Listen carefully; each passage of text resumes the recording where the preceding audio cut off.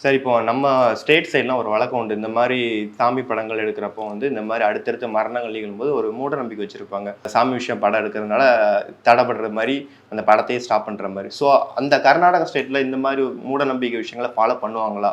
இல்லை நான் ஒன்று சொல்கிறேன் கேளுங்க.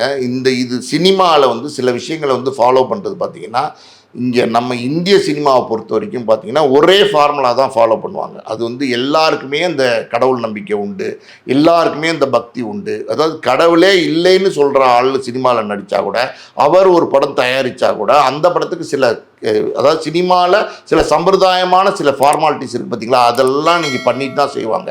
ஒரு உதாரணத்துக்கு பூஜை போடுறது, கடவுள் படங்களை வச்சு பூஜை போடுறது.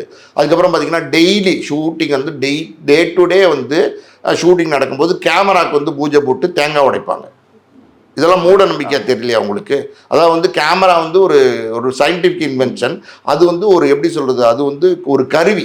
அந்த கருவி வந்து அதுக்கு பூஜை போடுறதுங்கிறது வந்து பார்க்கும்போது நகைச்சுவையாக இருக்கும், கேளிக்கையாக இருக்கும், எப்படி வேணால் இருக்கும். ஆனால் வந்து இன்றைக்கும் அந்த நடைமுறை இருந்துகிட்டு தான் இருக்குது. இது வந்து எப்படின்னா ஷூட்டிங் ஸ்டார்ட் ஆகிறதுக்கு முன்னாடி தினம் பார்த்தீங்கன்னா ஒரு தேங்காய் எடுத்துகிட்டு வந்து சூடம் கொளுத்தி கேமராவை சுற்றி பூஜை போட்டு அந்த தேங்காவை போட்டு உடைச்சிட்டதுக்கப்புறம் தான் ஷூட்டிங்கே ஸ்டார்ட் பண்ணுவாங்க. இந்த நம்பிக்கை இன்றைக்கும் நம்ம இந்திய சினிமாவில் இருக்குது.